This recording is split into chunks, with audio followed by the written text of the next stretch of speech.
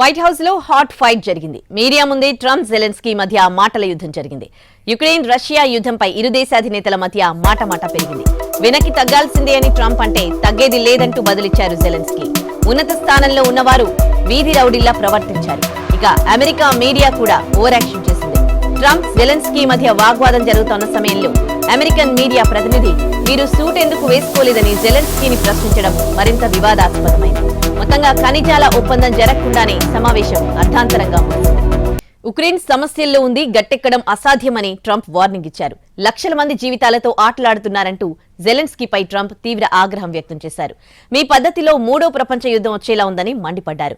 దీంతో ట్రంప్ కు ఎదురు చెప్పారు జెలెన్స్కీ. మా దేశంలో మేముంటున్నాం, ఎవరికీ తల వంచేది లేదని ధీటుగా బదులిచ్చారు. అమెరికా అండ లేకపోతే 2 వారాల్లోనే ఉక్రెయిన్ ఓడిపోయేదన్నారు ట్రంప్. 2 రోజుల కింద పుతిన్ కూడా ఇవే మాటలన్నాడని జెలెన్స్కీ వాదించారు. జెలెన్స్కీ సమాధానంతో మరింత ఫైర్ అయ్యారు ట్రంప్. గ్యాంబ్లింగ్ ఆడుతున్నావు, ఇక నీ దగ్గర కార్డ్స్ లేవంటూ ట్రంప్ సెటైర్లు వేశారు. మా స్టూపిడ్ ప్రెసిడెంట్ జో బైడెన్ నీకు అనవసరంగా సాయం చేశాడని వ్యాఖ్యానించారు.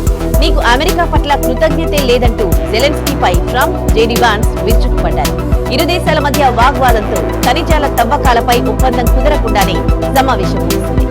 జెలెన్స్కీ తీరుతో కింద అసహనానికి గురయ్యారు ట్రంప్. మూడో ప్రపంచ యుద్ధం పేరుతో గ్యాంబ్లింగ్ ఆడుతున్నారని విమర్శించారు.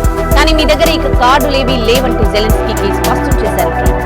అంతేకాదు తమ దేశాన్ని అగౌరవపరుస్తున్నారంటూ మండిపడ్డారు. ఉక్రెయిన్ సమస్యల వలయంలో చిక్కుకుందని, దాని నుంచి బయటపడాలంటే రష్యాతో శాంతి ఒప్పందం కుదుర్చుకోవాల్సిందేనని జెలెన్స్కీకి సూచించారు ట్రంప్. దీనికి గట్టిగానే బదులిచ్చారు జెలెన్స్కీ. తాము దృఢ నిశ్చయంతో ఉన్నామని ఎవరికీ తల వంచేది లేదన్నారు. జెలెన్స్కీ తీరు ట్రంప్ తో పాటు అక్కడే ఉన్న ఉపాధ్యక్షుడు వాన్స్ కు ఏమాత్రం నచ్చలేదు. మీడియా ఎదుట ఓవల్ ఆఫీస్ ను అగౌరవపరిచేలా మాట్లాడడం సరికాదన్నారు వాన్స్.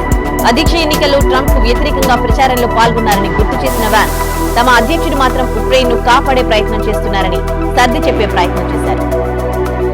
ఉక్రెయిన్ అధ్యక్షుడు మాట తీరుకు ఫైర్ అయిన వాన్స్ ట్రంప్ క్షమాపణ చెప్పాలని జెలెన్స్కీని డిమాండ్ చేశారు.